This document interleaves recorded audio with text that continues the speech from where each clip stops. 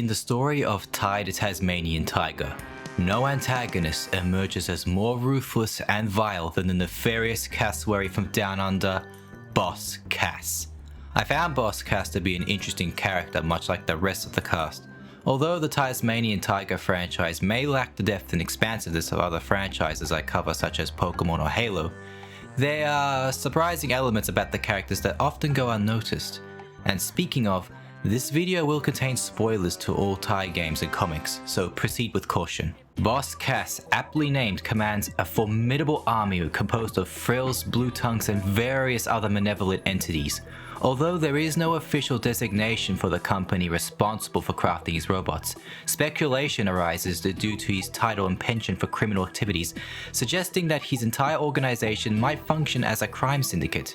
Regarded as a fearless and adept leader within his peer circle, Boss Cass presents a complex persona to others. Many see him as a mean, arrogant, selfish, and conceited individual, prone to fits of rage when things don't go his way or when his minions fall short in their duties. Fueled by an intense hatred and prejudice against all mammals, Boss Cass is driven by a relentless passion to eradicate them entirely. He seizes every opportunity to demean and experiment on these creatures. Unlike other villains in the franchise, Cass goes to extreme lengths to ensure the realization of his dream, a world devoid of mammals. Standing at a height of 6'3", Boss Cass stands out as one of the largest characters in the main cast of the Tai franchise. As a cassowary, his physical features differ minimally, with distinct characteristics like his posture, expressive eyebrows, and a cartoony aesthetic. Adorned with a white scarf and socks that seemingly lack ends, Cass carries a unique and visually distinctive appearance. Remarkably, at 56 years of age, Cass stands as one of the eldest characters in the franchise. This fact adds an intriguing layer to his persona, given that real-life cassowaries typically have a lifespan of up to 40 years in the wild. Cass's longevity, beyond the average life expectancy for his kind, makes for a surprising and interesting element in his character profile. Beyond his cold-blooded minions, Cass maintains close relationships with companions who assist him in his daily life. Notable figures include Fluffy, his chief henchman, Carlos, a koala serving as his main scientist and inventor, and Sly, initially adopted by Cass as his adoptive son, who later rebels against him at the conclusion of Tai 1, leading to his disownment. He is not helpless or weak. In fact, he enjoys having other people handle the heavy lifting, but he does have a few tricks in his sleeve that he can use to change the tide when necessary. Since all of his mechs are named after Fluffy, he controls a 127-meter enormous mechanical war machine called the Neo Fluffy X that can destroy entire forests and shatter the ground. Together, his vast army of Cass nanobots can fix his gear in a flash, and they can combine to form the Armstrong, a green mech suit with lightning-fast reflexes and devastating punches. And when all else fails, he has a massive antimatter cannon at the ready, which can destroy anything in its path with a single blast. Cass has many a times been sent to Southern River's most infamous prison facility, Currarong Prison, and many a times he has been freed. Example being when those still loyal to Cass formed a party under the command of his right-hand henchman Fluffy to orchestrate a diversion by launching an assault on Currarong town, resulting in a firefight that helped free Cass.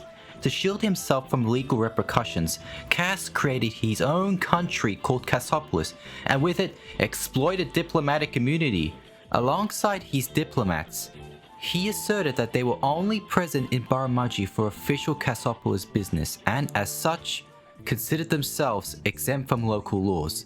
This claim of diplomatic immunity served as a strategic cover, enabling Cass to carry out his nefarious plans without fear of legal consequences, effectively positioning him above the law as long as his actions remained confined to Baramudji. Boss Cass even tried to control the Quinkin for his ulterior motives. However, his plans took a dark turn when he himself fell victim to the Quinkin's mind control, becoming a vessel for the powerful Quinking.